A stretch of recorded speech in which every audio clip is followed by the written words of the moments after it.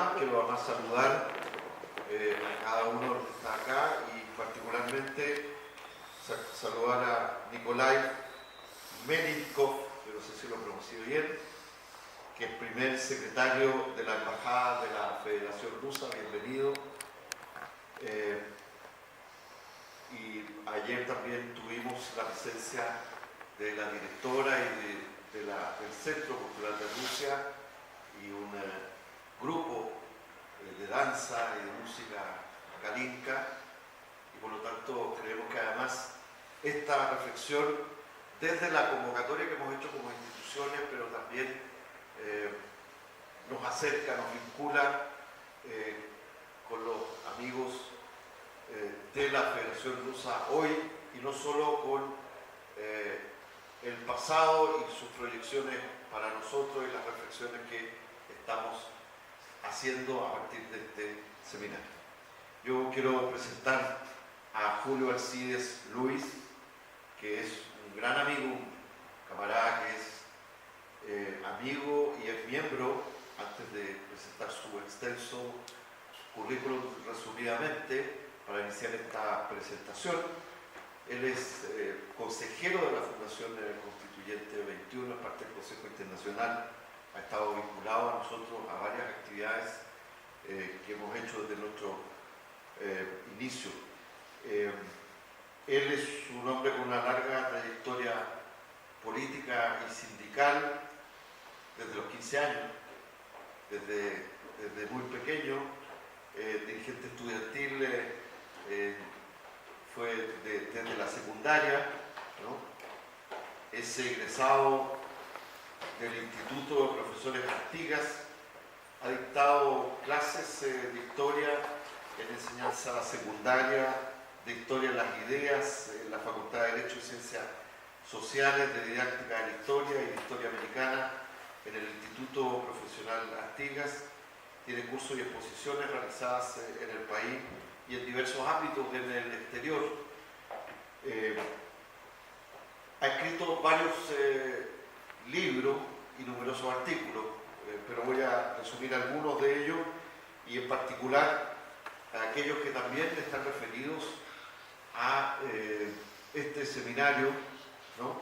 Pero bueno, entre ellos historia, técnica y producción, Batlle y Ordóñez, apogeo y muerte de la democracia burguesa, 1969-1972.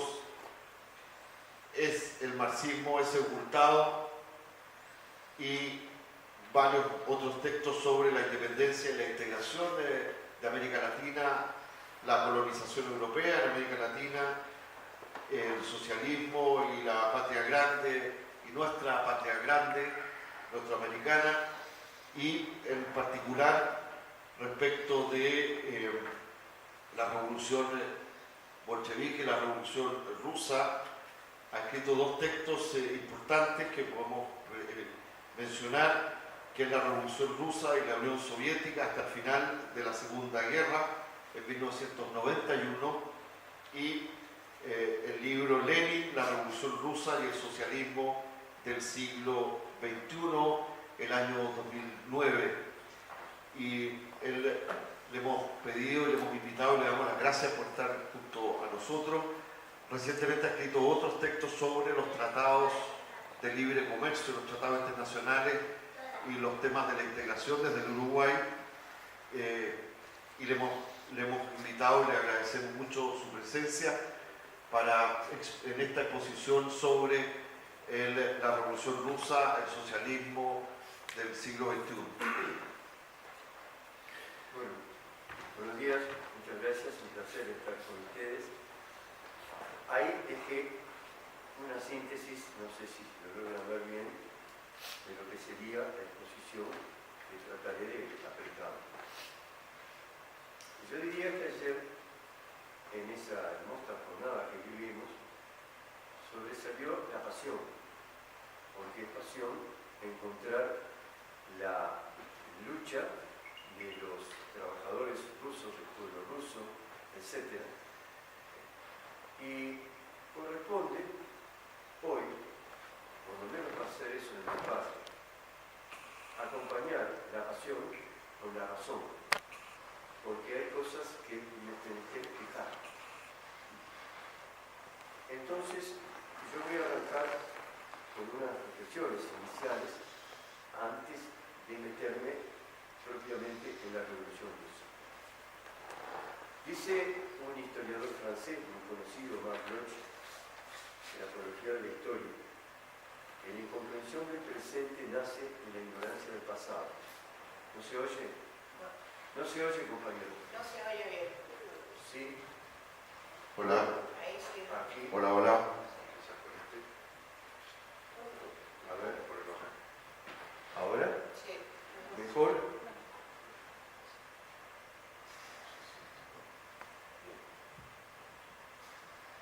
Además tengo cierta fonía y eso puede también perfecto. Ustedes me dicen.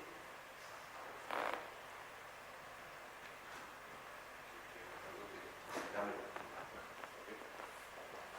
Bien. ¿Se escucha? Ok. Pero al mismo tiempo, dice Bloch, si la incomprensión del presente nace de la ignorancia del pasado, es en vano esforzarse por comprender el pasado si no se sabe del presente. Hay una interacción dialéctica entre el hoy y el ayer. Y cuando uno hace historia, que en cierto modo es la madre de las ciencias sociales, que involucra la economía, la sociología, la politología, etc., lo que está haciendo es apuntando hacia el futuro. Y yo creo que es eso, la rememoración de estos 100 años de la Revolución Bolchevique. Acá hay que explicarse por qué la Unión Soviética desapareció, por qué la Revolución Bolchevique, más allá del enorme aporte a la humanidad, no triunfó. Y me parece que ahí radica la clave de lo que nosotros colectivamente debemos asumir. Sin duda, la revolución más influyente del siglo XX es la rusa. Y la desaparición de su creación en la Unión Soviética abre interrogantes. Así que hagamos una somera mención de antecedentes. Hacia fines de la Revolución Francesa, allá por 1795, surge la llamada Liga de los Iguales de Jacques Babeuf. Es el primero que intenta hacer que la Revolución Francesa sirva a los más necesitados. Ataca a la propiedad privada, defiende la igualdad. Y luego se suceden acontecimientos. La bandera roja, símbolo del proletariado, en la Francia revolucionaria de 1830-48. La palabra socialismo, que por primera vez se emite en 1832.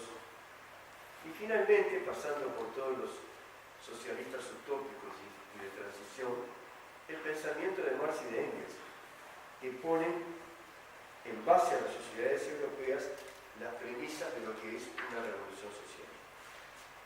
Así que a mí me parece que bueno que nos pongamos de acuerdo, o que por lo menos sepamos los puntos de vista de cada uno de qué es el socialismo, para después responder si en la URSS efectivamente lo hubo o no. Según Marx y Engels, el capitalismo devendrá el comunismo, etapa ulterior. El socialismo es una fase intermedia y es inconcebible, dicen, sin la gran técnica capitalista, sin la última palabra de la ciencia, sin la abundancia de riquezas. Porque ellos estiman que el capitalismo hasta ahora ha sido lo más avanzado de la humanidad y que esta humanidad pasa por tres estadios. La del llamado comunismo primitivo, que es una pobreza generalizada. Una sociedad intermedia, cuando empieza a haber un excedente de riquezas, pero no sirve para todos, y entonces es necesario un Estado fuerte que administre la desigualdad. Y recién con el capitalismo, dicen ellos, que los hechos lo comprueban, que el excedente es superabundante, y que entonces se abre la posibilidad de una distribución de riquezas satisfactoria para todos, para lo cual va a ser necesaria la presencia de la clase explotada, más numerosa del capitalismo, el proletariado, a través de su revolución, para establecer dos cosas: una propiedad socialista de los medios de producción y de cambio, esto es, de las estancias, de las granjas, de los bancos, de las fábricas, etc., pero además una gestión y un gobierno de parte de esos protagonistas. Sin esos dos aspectos, digamos, propiedad y gestión, no es posible el socialismo. León Trotsky pone un ejemplo muy claro de cómo no es posible la igualdad, el socialismo sin la igualdad. Y él dice, imaginemos una aldea en la que abunde la harina, abunde un buen horno, maquinaria, y entonces se produce pan, se pone en estanterías y cada uno de ustedes va y recoge el pan que necesita. Podrá haber alguno que se lleve más, se le explica, pero ahí no es necesario más nada. Está el pan en la estantería. Pero ¿qué pasa si en esa aldea no hay suficiente harina, el horno es malo, la maquinaria es mala? Entonces no va a haber pan para todos. Y van a tener que poner en la panadería a alguien que lo despache y a un guardia de seguridad a su lado para que nadie venga y se robe el pan. Y dice Trotsky, como el socialismo emerge de una sociedad individualista, capitalista, y los trabajadores también tienen mentalidad individualista, basta que el despachante y el policía se pongan de acuerdo y digan, en vez de repartirle 1 kilo a cada uno, le damos 950 gramos y nos quedamos con el resto. Y ahí está de nuevo planteado la desigualdad.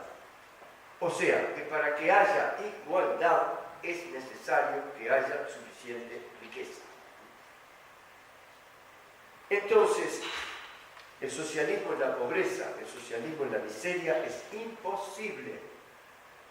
Y por otro lado, en la medida que haya pobreza y miseria, hay ignorancia, hay incapacidad de edificar una sociedad nueva, por más voluntad que algunos tengan.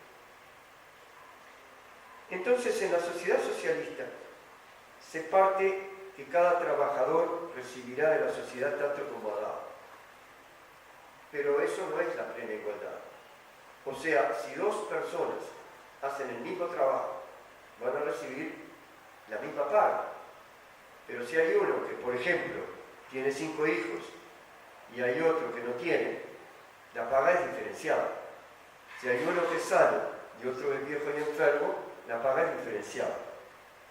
Entonces, para eso, la sociedad socialista, la fase socialista, no tendrá explotación del hombre por el hombre, no habrá patrones, pero va a haber siempre alguna desigualdad.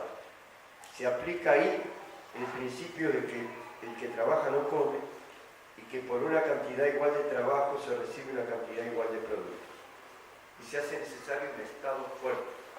La dictadura del proletariado o la verdadera democracia, que fueron términos de Marx en su juventud.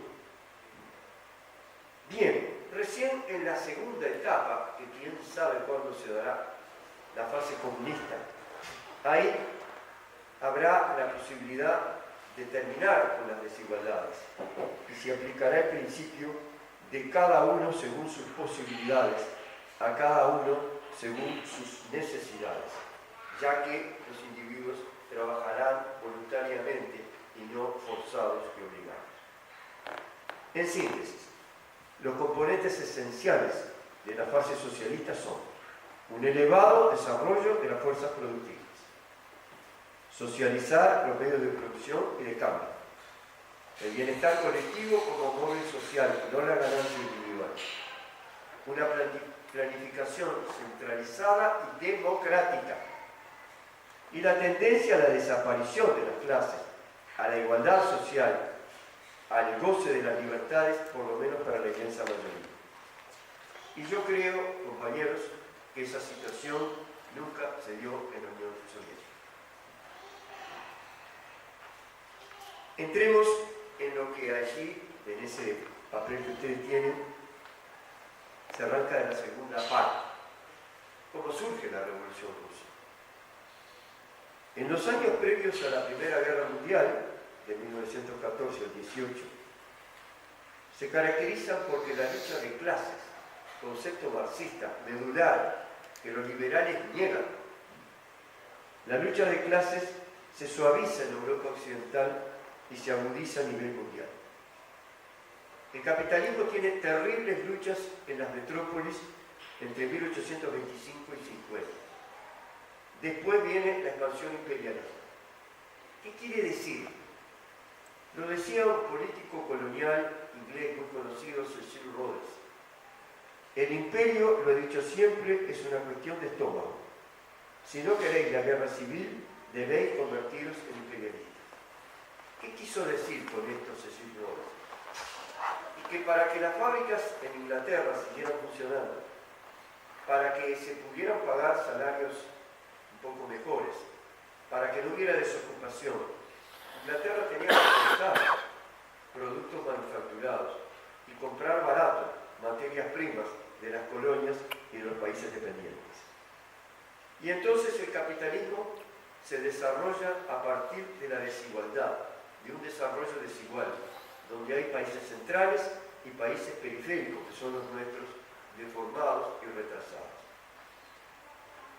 Ahora bien, con esa expansión imperialista, en las últimas décadas del siglo XIX, mejoran las condiciones de vida del salario y de las condiciones de vida de los obreros de Europa Occidental y de Estados Unidos. Y la tempestad revolucionaria se empieza a desplazar hacia la periferia.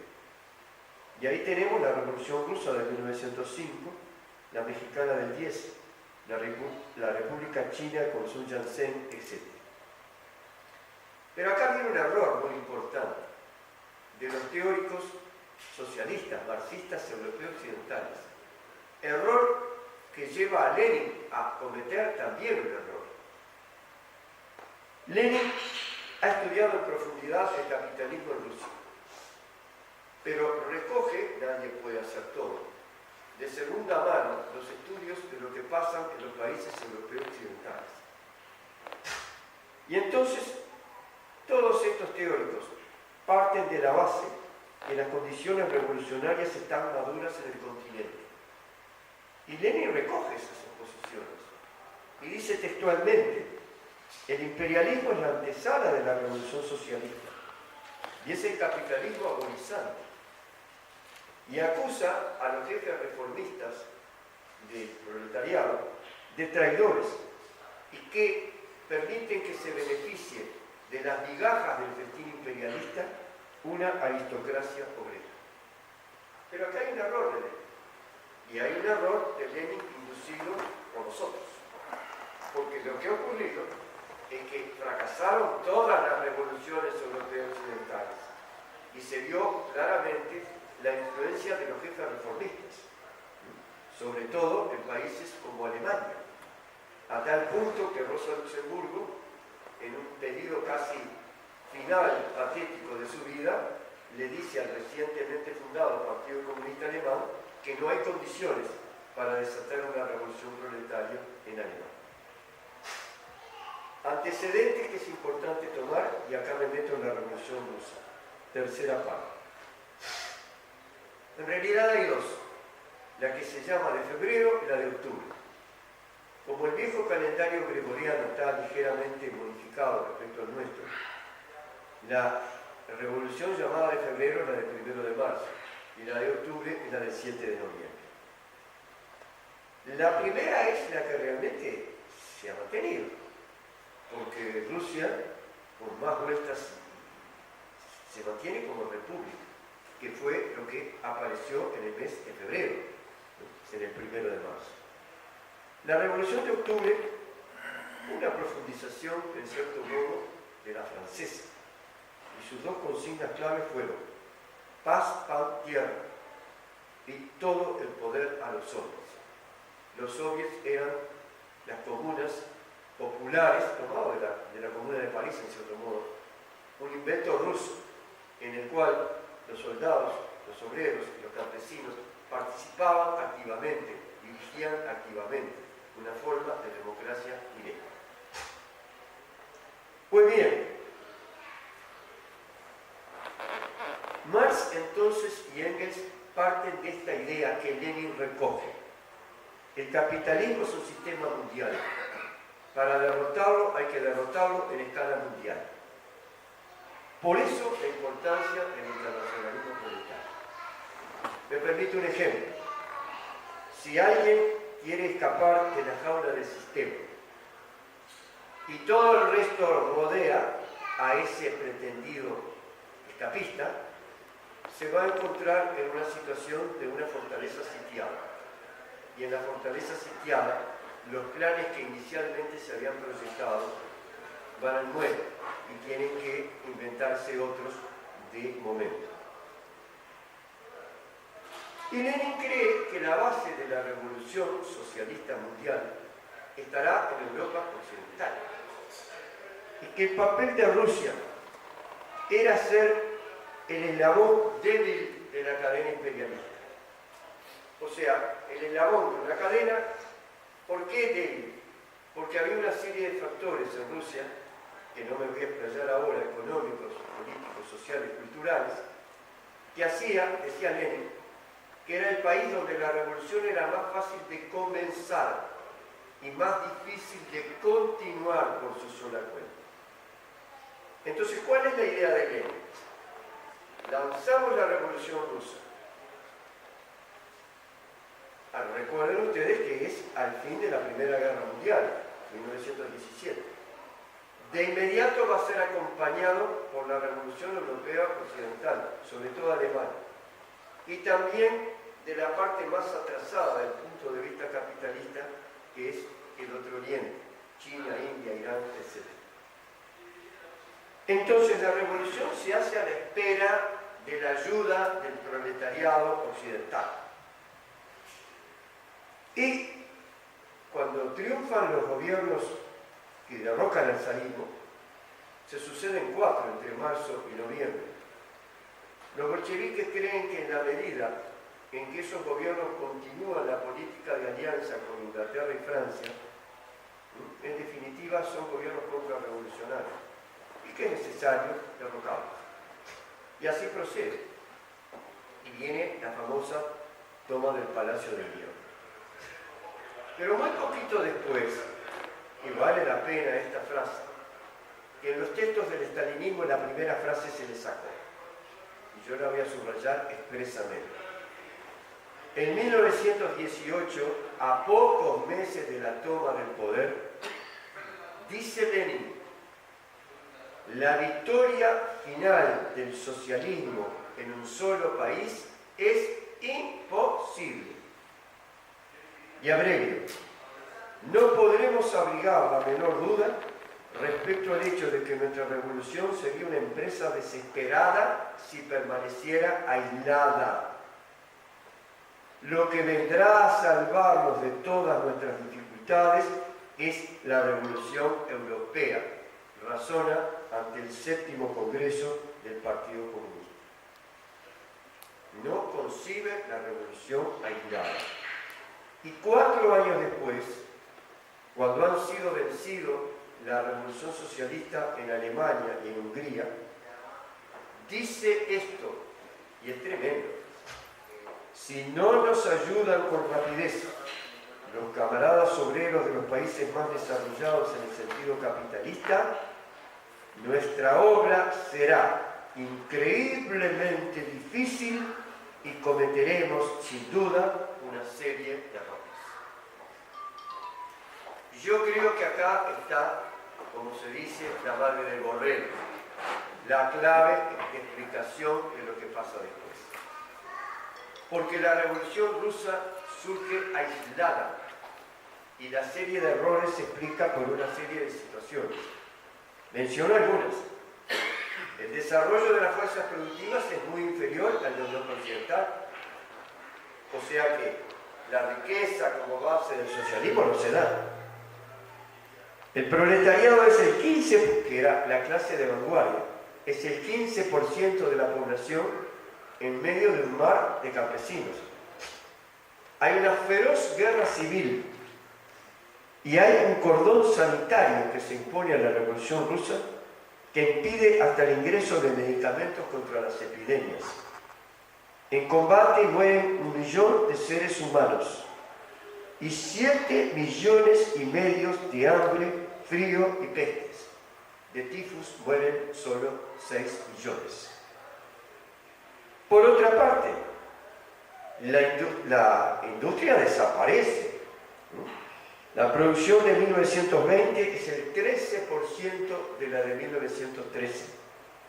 Y naturalmente la clase obrera, la clase gestora de la revolución, será en 1921 la mitad de lo que eran en 1914. Sigamos sumando los mejores cuadros bolcheviques. El partido bolchevique es más o menos, cálculo aproximado, el 0,5% de la población. Combaten y mueren en los campos de batalla. La consigna es los comunistas al frente. Y los mejores cuadros van a los campos de batalla. O les pasa otra cosa. ¿Quiénes mandan en las fábricas? ¿Quiénes mandan en las oficinas? ¿Quiénes mandan en el partido? Muchos obreros dejan de ser obreros para pasar a funciones burocráticas en el Estado, en el partido. Y Lenin dice que la clase obrera es diezmada por el hambre y dominada por la desmoralización por los años 20. Dice textual Lenin, la clase obrera no era capaz de gobernar, ni siquiera de dirigir las fábricas donde trabajaba. Entonces, ¿qué queda de la dictadura del proletariado, de los soviets? Pierden su sentido, pues, sigo con Lenin, este bajo nivel cultural de los proletarios y los campesinos más, hace que los soviets, siendo por su programa órganos de administración ejercida por los trabajadores, sean en la práctica órganos de administración para los trabajadores, ejercida por la capa del proletariado que constituye su vanguardia y no por las masas trabajadoras. En otras palabras, los soviets no van a ser más gobernados por los obreros y por los campesinos, sino por el aparato partidario que dice representar a los obreros y a los campesinos. No les sobraban técnicos a los bolcheviques, les faltaban. En los primeros años de la revolución, en 1929, las diferencias salariales que al comenzar la revolución eran de 20-1, se redujeron a 5-1. ¿Pero qué ocurrió? Que para hacer funcionar las fábricas había que apelar a los técnicos que había, que eran los técnicos de la época del zarismo. Y estos venían y cobraban, y estos exigían privilegios. Y de nuevo se reconstruye la desigualdad. Sumémosle las intervenciones extranjeras, de rusos blancos, de Kálin, de potencias extranjeras. Todas son derrotadas por el 20, aunque la japonesa en Extremo Oriente dura hasta 1922. Y es la época en que se crea la URSS, 1922. Pero además hay oposición obrera. Hay un clásico baluarte bolchevique, es en el puerto de Kronstadt, en el norte de Rusia. Y ahí los obreros lanzan la consigna, soviets sin comunistas. ¿No tienen apoyo de los campesinos? ¿Quién manda? El partido bolchevique aguanta el temporal y ejerce la dictadura por sí mismo. Eso sí, deciden los bolcheviques, pero es en nombre de los obreros. Y se va creando una ficción, una transformación de lo que quiso ser una revolución de la clase a lo que termina siendo una revolución burocrática. Y Lenin se da cuenta. En 1921 dice, hay un Estado obrero con una deformación burocrática. Hay que tener el valor de mirar de frente la amarga verdad. El partido está enfermo, el partido tiene fiebre. Lo escribe en 1921. Entonces tenemos una revolución contrahecha, compañeros. Una revolución aislada, sin fundamentos económicos para el socialismo, sin una vanguardia social proletaria, sin cultura, con graves problemas militares. Los bolcheviques comprenden el problema de la burocracia. pero no pueden democratizar la revolución, porque democratizar la revolución implicaba restaurar a la burguesía. Si se democratizaba, no seguían los bolcheviques en el gobierno. Y yo creo que la URSS nace contrahecha. Y eso se explica en una serie de políticas económicas que otro compañero va a desarrollar. Experimentos iniciales de capitalismo de Estado con control obrero que lo toman de los alemanes en los tiempos de la guerra. Después pasan a una medida extrema, el comunismo de guerra, que dura unos meses. De junio del 18 a marzo del 21. Después viene la NEP, nueva política económica, que es una restauración, en cierto modo, del capitalismo. Y recién se llega a una planificación central, ya Lenin muerto, en 1921. Estamos entonces, compañeros, en presencia de una burocracia en el Estado obrero. ¿Cuánto? Falta un ratito. La burocracia en el Estado obrero. ¿Qué es la burocracia? Es antiquísimo. Los escribas en el Egipto faraónico son burócratas. Es decir, son trabajadores especializados que le sirven a la clase dominante y que naturalmente se distancian y tienen privilegios respecto del resto de los campesinos o de los trabajadores. En el capitalismo, en las organizaciones sindicales y políticas de cualquier país, Chile o el que sea, hay gérmenes de burocracia. Por una sencilla razón. El trabajador, pongámosle de la construcción o minero, que está 8 o 10 horas en la mina o en una fábrica, no tiene tiempo, no tiene ganas de ponerse después a hacer una militancia de investigación, de reuniones con aquí, con allá, etc. Y entonces se da que muchas veces los obreros eligen a los mejores de los suyos para que sean dirigentes sindicales o dirigentes partidarios. Y esos dirigentes se da la siguiente contradicción. Son exponentes de la clase, pero dejan de pertenecer a la clase. Y ahí comienza a haber un peligro evidente, porque se pueden dar de ahí peligros de privilegios materiales. Es decir, es más lindo ser un dirigente sindical que se reúne, que está en una mesa de diálogo, que almuerza con los patrones o lo que sea, con el Estado, que estudia, a estar dale 8 o 10 horas picando un muro o lo que fuere en una fábrica. Entonces, la burocracia es indispensable y no existe forma de evitarla. El problema es cuando la burocracia se convierte de esos gérmenes en fuerza dominadora. Y eso ocurre en los tiempos de Stalin. La victoria de la burocracia se da con Stalin, que plantea la antítesis del planteo de Marx, de Lenin y de Trotsky. La victoria del socialismo en un solo país. Antípoda de lo que sostiene el otro gran líder de la revolución, que es Trotsky, que habla de la revolución permanente. Y esto es mucho peor después que termina la Segunda Guerra Mundial, porque Stalin espera, basándose en un estudio fuera de época de Lenin, que vendría una guerra entre Estados Unidos e Inglaterra. Entonces lo que tenía que hacer la Unión Soviética era esperar que se pelearan para después con un paseíto militar dominar el mundo. ¿Qué significó la victoria de Stalin?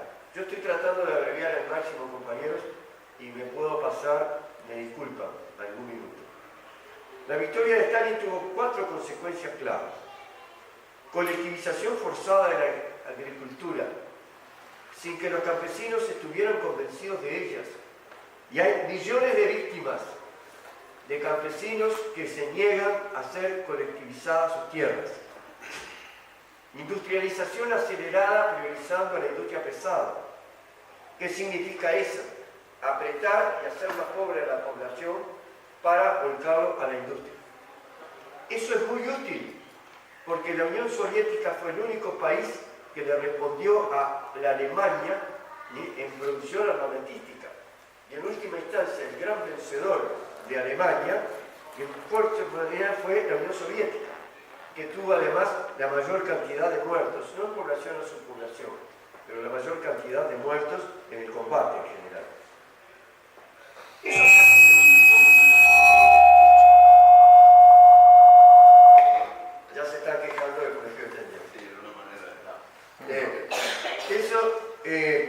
consigo un régimen de terror.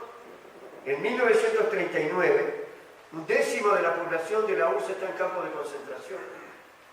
Y el propio Nikita Khrushchev da cifras espeluznantes de la cantidad de muertos, no solo de los enemigos, de los que fueron miembros del Comité Central, que terminan siendo liquidados por Stalin.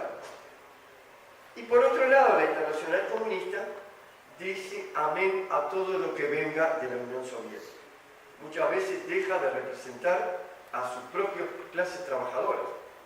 Por ejemplo, el otro día leía en un material de l'Humanité, el periódico comunista francés, que en plena ocupación nazi de Francia, cuando el pacto nazi-soviético, los comunistas le decían, los soviéticos le decían a los comunistas, vayan camaradas, abracen a los soldados alemanes y demuestren el internacionalismo proletario. O sea, se imaginan los soldados alemanes que eran fascistas o que respondían a fascistas, cómo podrían sentirse en esa situación. Bien, a breve. Después hay hitos posteriores. Es distinto Beria Manenkov, es distinto Nikita Khrushchev, es distinto Leonidas Brezhnev. Era de conformismo, donde se van liquidando progresivamente los campos de concentración. Pero vienen otras formas de represión. Por ejemplo, las clínicas psiquiátricas. Estaba loco el que estaba en discrepancia con lo que estaba ocurriendo y lo metían en una clínica. Y finalmente el más lúcido expresión de la burocracia fue Mikhail Gorbachev, que intenta dos reformas, la perestroika, que quiere decir la reestructura rusa, económica, y la glasnost, la transparencia. La reestructura es elogiada por la prensa imperialista, porque permite el ingreso del capital extranjero, de la propiedad privada. Y la glasnost es abrir libertades. Y entonces llueven las quejas de los que durante mucho tiempo no tuvieron posibilidades de expresarse. No es de extrañar en ese momento que cuando se hacen unas elecciones con bastante libertad en 1991, el que gana sea Boris Yeltsin, el político que simboliza la oposición al sistema, con apoyo de entidades del Partido Republicano de los Estados Unidos, y que obtuvo el 70% de los votos. Por eso, como decían al principio los compañeros, la actual Federación Rusa prosigue a la URSS. Era la república más importante en muchos aspectos y es, entre otras, la que está sentada en el Consejo de Seguridad. Trato de terminar. Acá se ha hablado de un socialismo real, o a mí me gusta mucho la expresión del Rudolf Barth, dirigente de la Juventud Comunista Alemana, de la RDA, que habla de un protosocialismo o socialismo en estado larvario. ¿Qué quiere decir Rudolf Barth? Dice, con un ejemplo biológico, que la oruga, antes de pasar a ser mariposa, se transforma en crisálida, pero no todas las crisálidas llegan a ser orugas. Y esta sería la situación de la Unión Soviética. Por de pronto, las fuerzas productivas tienen un desarrollo inferior a los países capitalistas avanzados, excepto Checoslovaquia. Los medios de producción y de cambio pertenecen al Estado, pero el Estado no lo gobiernan los trabajadores, lo gobierna la burocracia. No hay patrones, no hay clases explotadoras y explotadas, pero sí hay desigualdades. Desigualdades pronunciadas, mucho menores, eso sí, que en el capitalismo. Y hay una dictadura de la burocracia. O sea, que si en el capitalismo la contradicción es entre la producción social y la apropiación privada, en el socialismo real es entre la producción social y la dirección casi privada de una élite burocrática que se apropia de buena parte del excedente. Y en esas condiciones, las masas no mueven un dedo para presuntamente salvar al socialismo. Y termino con esto, que creo que es la gran reflexión. Si nosotros somos críticos y autocríticos, podemos abrir margen al socialismo del futuro. Si defendemos a capa y espada que eso fue socialismo, cualquier muchacho pregunta, ¿y no le fracasó? ¿Qué quieren? ¿Seguir jorobando con algo que ha fracasado?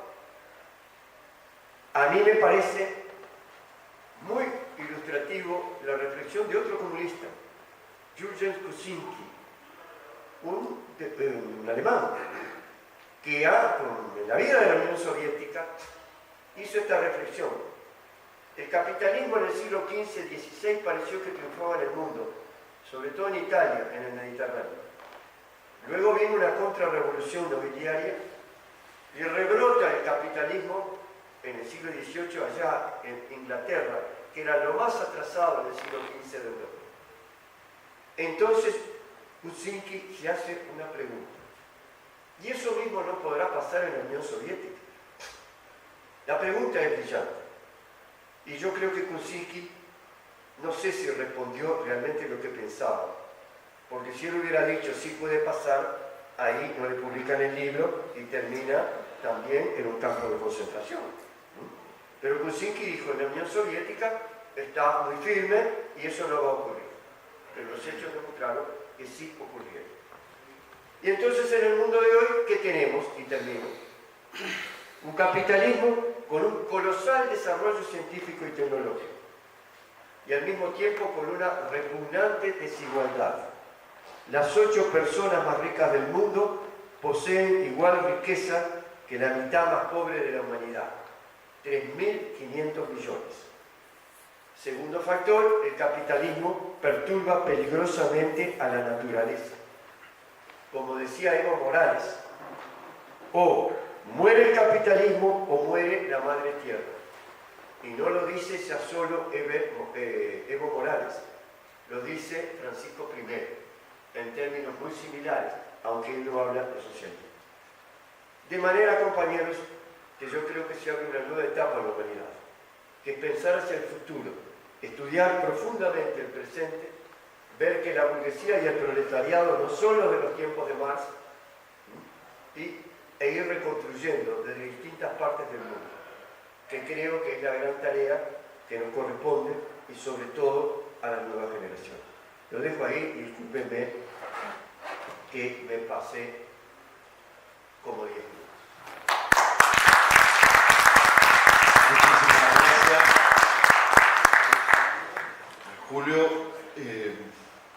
Vamos a tratar justamente de ceñirlo lo más posible al tiempo, aún un poco en retraso, perdón. En todo caso, esto estamos grabando estas intervenciones, las vamos a subir al web y además vamos a preparar una publicación previa, digamos, la acción de los propios expositores de cada uno de los temas que estamos tratando en este seminario. Yo quisiera llamar ahora a que suba a exponer yo no sé si Julio, ¿tú puedes llamar a Roberto? A ver, por favor. Sí. Vamos a llamar entonces para iniciar inmediatamente a Roberto Ávila, para iniciar inmediatamente la segunda exposición con el objeto de que podamos tener los tiempos previstos para las otras exposiciones. Muchas gracias.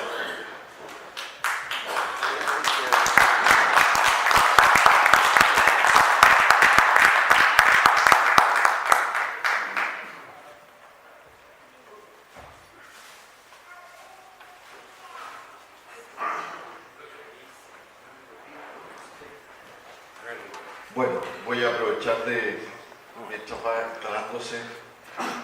Un escalador máximo. Claro, vamos a tener cuidado con las escaleras, pero déjenme contarles, mientras se instala Roberto Ávila, que finalmente contarles que ayer hubo un accidente acá, lamentable, de un compañero que sufrió un accidente al ingresar a la sala. Finalmente ya está en su casa, tuvo que ser atendido de emergencia y ser suturado en varios puntos y ya está en su casa en reposo, así que le deseamos desde acá que sea lo más rápido y lo más confortablemente posible al compañero Jorge Araya. Quiero aprovechar de saludar también la presencia de todas y todos acá, justo que habíamos saludado ya al primer secretario de la Embajada Rusa.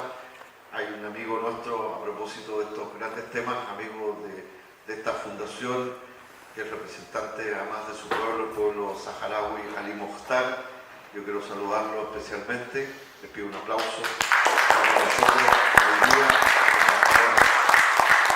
mención especial y amigo nuestro, saharaui, y también por ahí anda Alberto Mayor, que es consejero de nuestra fundación. Bueno, sin ir más, dejo con ustedes a Roberto Ávila. Él es abogado de la Universidad de Chile, es un abogado que tiene una larga trayectoria en materia de derechos humanos durante los años de la dictadura y hasta nuestros días, porque sigue protagonizando casos y juicios de juzgamiento a violadoras de los derechos humanos bien importantes en los últimos días.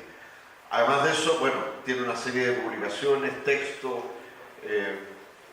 libros también previos a este, y él está pronto a la edición impresa, ¿no? Pero ya le hemos conocido la introducción de un libro que se llama 100 años de la Revolución Rusa, visto desde Chile, ¿no? Que es un aporte. Esperamos pronto tener el libro y nos vamos a asociar a la presentación, por supuesto, impreso, pero nos parece muy relevante y por eso le pedimos esta exposición, esta vinculación de la Revolución Rusa vista desde Chile. Así que sin más, yo dejo con ustedes a Roberto Ávila Toreo. Muchas gracias, Roberto, por estar con nosotros. Gracias, ahora, gracias. ¿Esto funciona? Sí.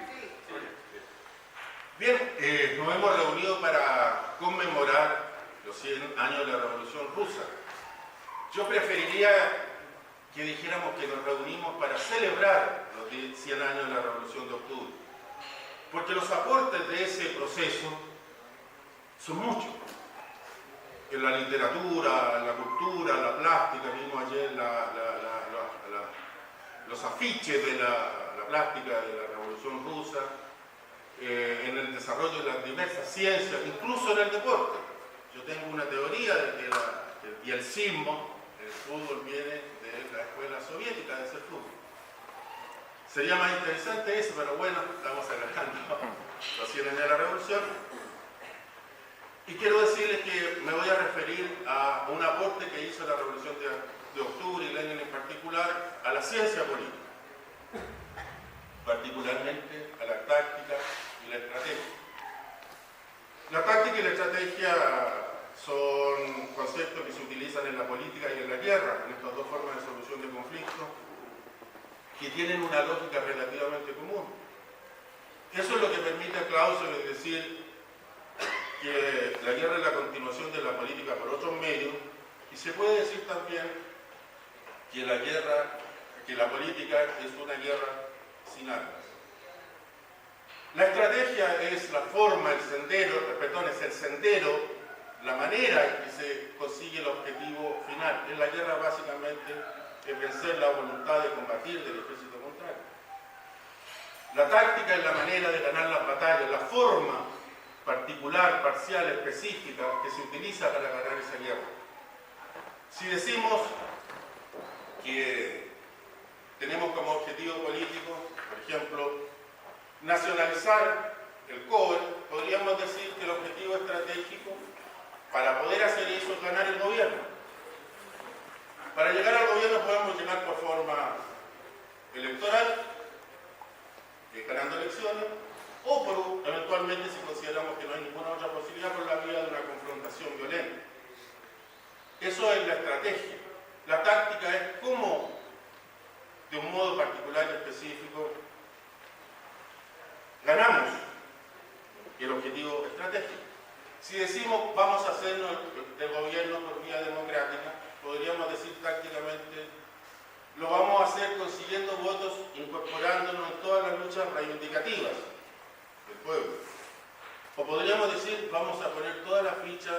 en lo mediático, en las redes sociales. Eso es más rápido, es más fácil. Son dos tácticas. Estoy haciendo esquemas rígidos, tratando de explicar estos conceptos. La táctica y la estrategia. En América Latina han habido, sin duda, tácticos y estrategas notables. Juan Domingo Perón, por ejemplo, que se aproxima a esto desde los métodos de conducción política y dice dos cosas notables, a mi juicio. Muchas, pero por lo menos aquí mencionar tan solo dos. Dice, los pueblos, más que pensar, sienten. Y eso tiene una gran sabiduría. Dice también, en la política más importante que ordenar, que mandar, lo relevante es persuadir. El Che Guevara también hace aporte a la táctica y a la estrategia. Y señala en su texto Guerra de Guerrilla que en una revolución se triunfa o se muere cuando es verdadero. Eso es muy relevante. Esa decisión tiene que estar, si no las cosas no terminan bien. Fidel Castro tiene una gran cantidad de conceptos tácticos, estratégicos. Él escribía poco. Su forma de comunicación era básicamente los discursos. Hay falta una investigación sobre lo táctico y estratégico de la Revolución Cubana. Que Regis Debray no cubrió satisfactoriamente con un texto que todos conocemos, que fue muy famoso en su época, Revolución en la Revolución. Bien, lo que vamos a conversar aquí brevemente es sobre la táctica y la estrategia leninista. Y cuando nos preguntamos sobre una doctrina, sobre un pensador, creo que es necesario plantearse dos órdenes de preguntas. Primero, ¿en qué contexto surge esa teoría o esa doctrina? Segundo, ¿con quién disputa esa doctrina? Y tercero, ¿a quién sirve esa doctrina? Ese método lo propuso de análisis el propio Lenin. Y creo que hay un segundo orden de preguntas, y es preguntarse qué fue lo que esta persona dijo o escribió, qué fue lo que esta persona hizo, y tercero, qué fue lo que esta persona permitió, toleró o guardó silencio. Bien, planteadas así las cosas, podemos decir que los conceptos tácticos y estratégicos de Lenin están en toda su obra, pero en particular están condensados en un texto que se llamaba originalmente Ensayo sobre táctica y estrategia, pero que pasó a la posteridad con la aprobación de Lenin. Lenin era un político antes que nada, no era un analista que tomaba distancia de los hechos, él actuaba en política, toda su obra es política, incluso materialismo y empiriocriticismo, está disputando en filosofía, pero en realidad dice relación con un repliegue teórico en un momento de reflujo, todo es política en él. Entonces tiene estos nombres que se nos quedan en la memoria, el renegado Kautsky, por ejemplo, estigmatiza. Si uno parte leyendo el texto ya es difícil encontrarle la razón a Kautsky. ¿Ah?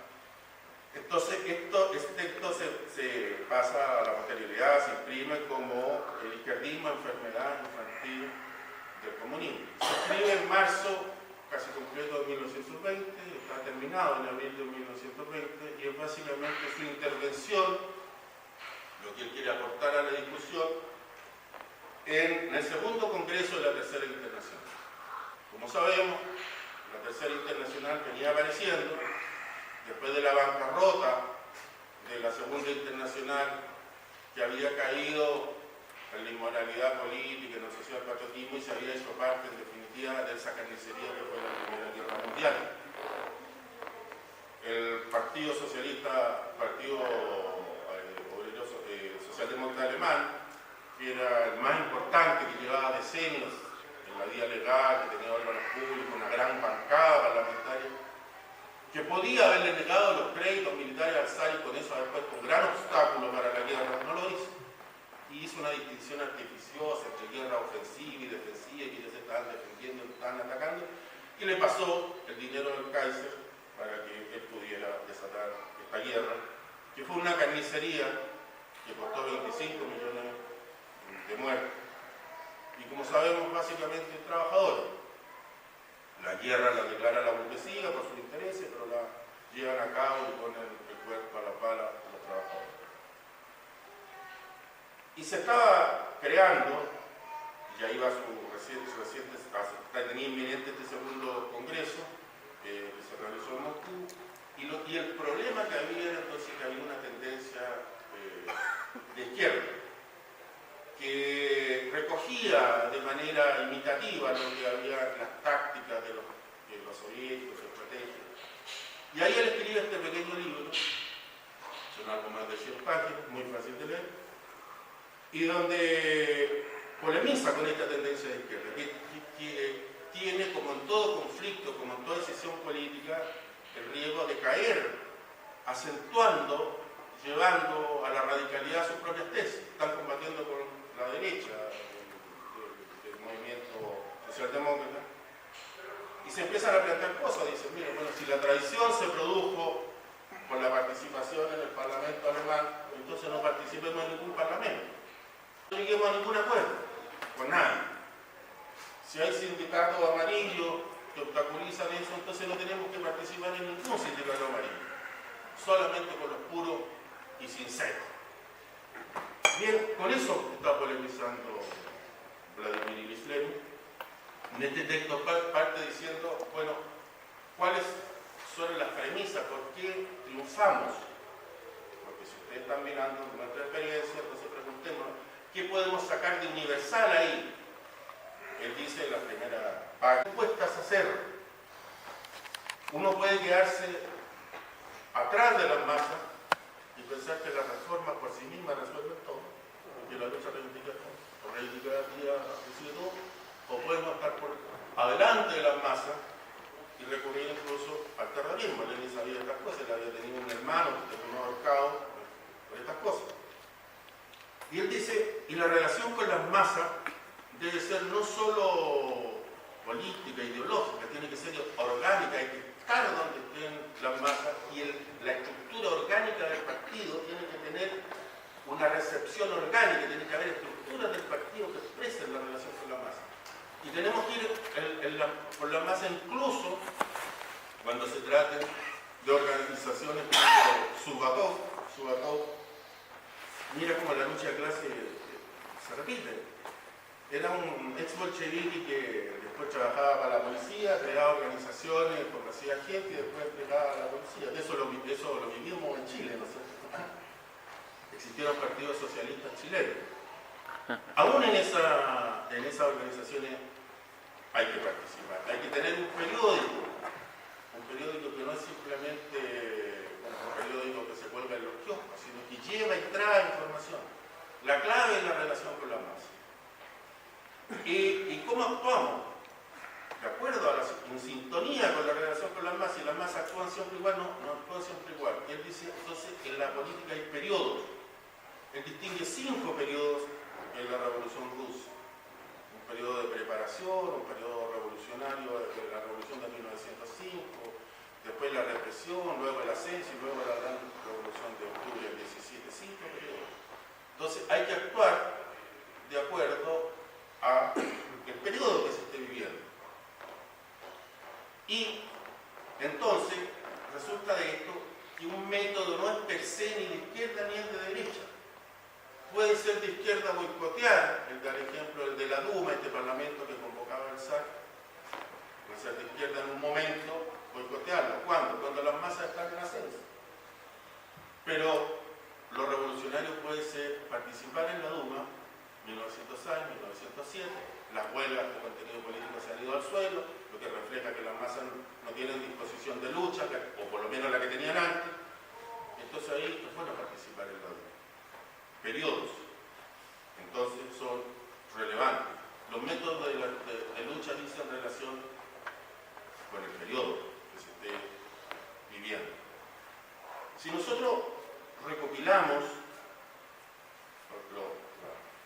la táctica y la estrategia de Lenin en su obra, podemos decir que él establece premisas fundamentales.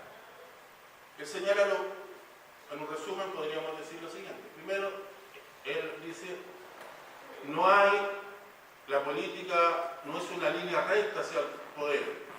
Utiliza la imagen de la avenida Nevsky, la avenida Alexander Nevsky de San Petersburgo, la capital de Rusia en aquellos tiempos, que es una línea recta, directo al Palacio del Zar. No, dice, hay recovecos, se pacta, se retrocede, se avanza. No es una línea recta. No es tan clara la situación. Segundo, dice, el gran obstáculo, y esto tiene una sabiduría enorme, una sabiduría gigantesca, el gran obstáculo de los revolucionarios es la tendencia conservadora de las masas, la inercia histórica, pensar que siempre las cosas van a ser así. Eso es lo más difícil de romper. Eso es lo más difícil de romper. Que el sentido común, y ahora salta Gramsci, yo pienso que son posibles, porque es perfectamente posible imbricar este mismo razonamiento en Gramsci. La lucha política es la lucha por el sentido común. Cuando un obrero dice, mire, yo al final siempre tengo que trabajar para tener una elija, esa es la inercia histórica. Eso es lo más difícil de romper. Pero un revolucionario debe saber que a eso tiene que enfrentarse. Eso siempre es un componente de la lucha en cualquier parte del mundo. Tercero, dice Lenin algo que cuando estudié filosofía siempre me dije, mira, Lenin tenía algo de la fenomenología, de ser y tiempo. Dice, los tiempos cronológicos, no lo dice explícitamente, pero eso es el razonamiento que se lee claro, los tiempos políticos no son los mismos tiempos cronológicos. En época revolucionaria, las masas aprenden en días o en horas lo que aprenden, lo que razonan, lo que maduran en años de situación de pasividad. Y esto yo lo viví. Soy un luchador antidictatorial de la primera hora. Y cosas a mi bar, yo trataba de repartir volantes, libros, música. Me escuchaban poco. Pero cuando estudiaron las protestas nacionales, en una semana el barrio se izquierdizó. Y ya era una cola la que tenía en la casa, gente que me pedía que prestara libros, que querían escuchar música, que querían de todo. En horas, en una semana, aprendieron lo que yo había tratado de difundir antes. Otro concepto de Lenin que deberíamos grabarnos a fuego es no confundir los deseos con la realidad. El optimismo es un gran pivote para la vida, pero no hay que confundir los deseos con la realidad. Quinto, el análisis concreto de la realidad concreta. No es lo que nosotros queremos, es lo que se puede, lo que está dicho. Esto lo tradujo también, hay un videíto ahí de 10 minutos, pero maravilloso, de Pablo Iglesias, este joven de la colina español, que dice, tú no tienes que ir a predicar ni cita a Lenin, no lo menciona, dice un señor calvo, que le fue también en la política, y tiene razón Iglesias. El Partido Obrero Socialdemócrata de Rusia se fundó en 1998 con 30 militantes. 30 militantes. Si alguien le hubiera dicho, ¿y tienen apoyo internacional? ¿Qué apoyo internacional? ¿Y cuánto dinero tienen? ¿Y cuántas relaciones internacionales? Eso no fue extraordinario. Antes de 20 años habían tumbado la autocracia zarista. Y después, en 6 o 8 meses, se tumbaron un periodo histórico completo. Cuando tumbaron al gobierno de Kerensky. Y Kerensky no era un político cualquiera. Kerensky era un político muy inteligente, de una gran convocatoria, un orador fogoso, cautivante. Lo han caricaturizado poniéndolo como un tonto imposible. No, se llama Kerensky. Lenin no derrocó a cualquiera. No, Kerensky era un líder de muchas condiciones. No hay que confundir los deseos con la realidad. Nada reemplaza el análisis concreto de la situación concreta. Los métodos de lucha dicen relación con el periodo. Lenin ahí se ve, dice, mira, nosotros por principio no desarrollamos nada, ni siquiera el terrorismo, con el que siempre mantuvo distancia, porque dicen, y obviamente se está refiriendo a la Comuna de París, él dice, bueno, un gobierno acosado, llevado por ejércitos extranjeros, también su propia situación, decenas de ejércitos extranjeros, casi 20 ejércitos extranjeros adherieron a la revolución rusa. Esa revolución no no la tuvo fácil. No solamente le sabotearon la economía y nos difamaron por la prensa y los fueron a acusar a la OEA, no, a estos les dejaron caer ejército, forma. Bien, a grandes rasgos, eso fue más o menos lo que Lenin dijo. Nada reemplaza la lectura, reitero, de este texto tan importante que está vinculado a otro, el quehacer, el concepto del Estado, el concepto del partido, a los instrumentos que se utilizan en esta práctica y en este texto. ¿Qué fue lo que Lenin hizo? Dando ya respuesta al segundo cuestionario. Lenin no lo dice, pero Lenin hizo cosas que requerían un gran coraje, un gran elemento subjetivo. Yo viví en mi experiencia personal y los chilenos una situación que podrían asimilarse. Cuando aquí Pinochet, bajo presión norteamericana, decide entregar el gobierno al Ejecutivo, obviamente no el poder, pero el Ejecutivo, todo el mundo se puso feliz. ¿Y quién hubiera dicho en esas condiciones que lo que había que hacer era terminar de derrocar la dictadura? Habían dicho que estaba loco. Y lo que hace Lenin, no desde el punto de vista psiquiátrico, obviamente, pero desde el punto de vista de la racionalidad de la política, de lo existente, de la tesis de Gabriel, es una locura. Cuando todo el mundo, lo que se está cayendo no es un miserable, un tilingo como Pinochet, se está cayendo la autocracia salista, que tiene cientos de años. Los Romanov tenían 300, pero esa autocracia venía desde el siglo VIII, de la lucha contra los suecos. Eso es lo que se está desplomando. Es tan fuerte lo que hay en la sociedad. Hay una imagen en el libro de Boris Pasternak, en el Doctor Chivago, cuando algunos obreros celebran el triunfo, la llegada de Lenin a San Petersburgo, y un campesino le dice: ¿y quién es Lenin? Es Lenin, le dice. Le dice, el nuevo zar. Ese campesino no podía pensar de otra manera, sino que un zar se cambiaba por otro zar. Eso es lo que se está cayendo, y Lenin plantea la tesis de Abril. Eso casi le cuesta la vida. En julio tuvo que pasar a la clandestinidad, afectarse de la pera, raparse, eso le había costado menos, ¿no? Y ponerse una peluca y vivir clandestino. Y lo habían matado sin lugar a dudas. Mire, Jean Jaurès, el líder francés, cuando dijo que ellos no estaban, los socialistas franceses, partidarios de la Primera Guerra Mundial, lo mataron en pleno centro de París a balazo. A Carlos Liebknecht y a Rosa Luxemburgo le reventaron el cráneo a pelotazos de fusil. O sea, el riesgo era inminente. Había entonces coraje, voluntad política y voluntad personal. En una revolución se triunfa o se muere cuando es verdad. Y los chilenos sabemos de esas cosas, porque cuando uno y a veces las derrotas tienen algo bueno, que uno puede hablar deslenguadamente.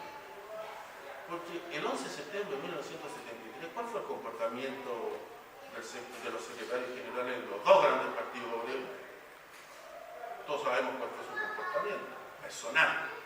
Porque si uno va a promover una revolución, un pueblo entero a cambiar una sociedad, y llega la hora del compañero Mauser, uno tendrá que hacer algo. Y ellos no lo hicieron.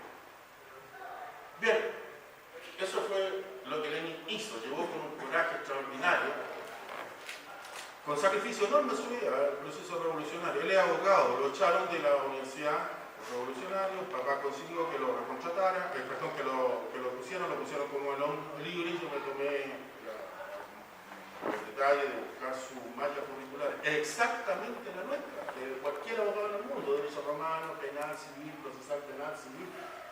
Y hizo esto, que fue dar examen libre de los 5 años, y sudamos tinta china a los 5 años, lo dio como alumno libre en un año. Y llevó algunos juicios, y le fue bien. O sea, tenía un porvenir por delante, ¿no? Entonces, después de la revolución, puso los huevos y triunfó. ¿Qué fue lo que Lenin permitió? Lenin nos dice el partido disciplinado, sí, eso es lo que él nos dice, pero la realidad hace sus matices y lo debe reconocer él mismo. Él dice, por ejemplo, Radek y Zinoviev no estuvieron de acuerdo con el pacto de Brest.